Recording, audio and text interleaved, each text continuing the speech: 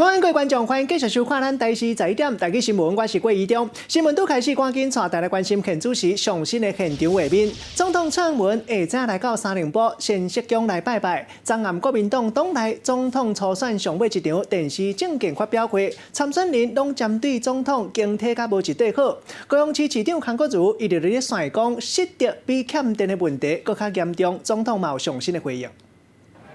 首先我要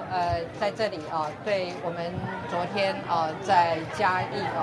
我们的铁路警察因公殉职这件事情表达我们的哀悼之意，而且也感到非常的心疼跟痛心所以我们已经要求我们的警政单位对于我们将来我们的警员执行的安全要进行检讨，务必使我们的警员在执勤的时候能够确保他们的安全。那么对于我们警察同仁的辛苦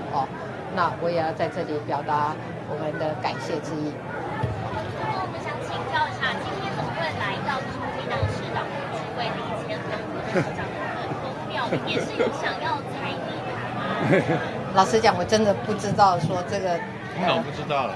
董事长是李乾但是于大哥刚才也讲了，我们是因为于大哥觉得这是一定要来的地方，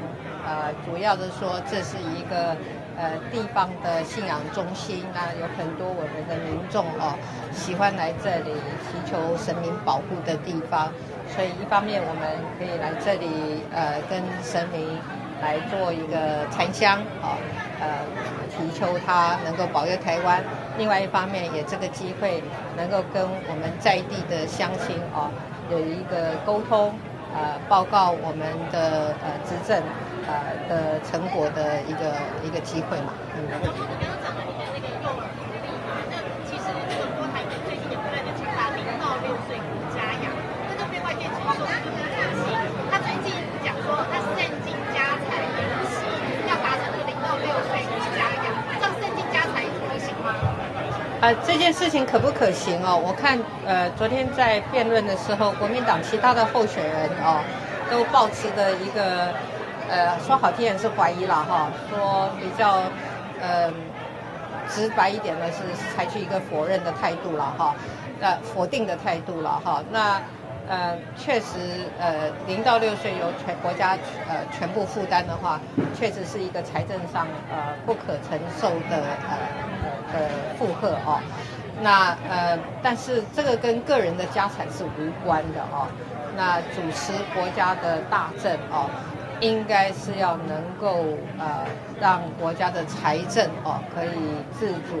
让国家的财政可以支应我们很多我们国家的需要跟人民的需要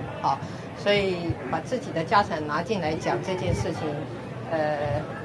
我是觉得不相关啦。总统想请教一下，因为昨天两岸人民关系条例有修法，结果有退将说是蔡政府不信任国军，总统怎么看？我们是非常信任国军的那我相信讲这个话的人是谁我想讲这个话的人可能自己对于国军是不是有代表性那这个是我们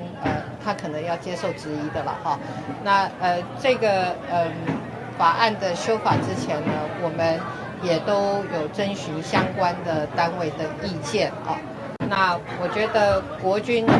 坦荡荡，觉得这个事情他们基于爱国爱民他们也愿意接受这样的检验那所以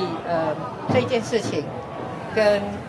对国军是不是有信心是两回事。事实上，我对国军是非常非常有信心的，只是在过去我们有几个案例里面有退将在中国有一些不当的言行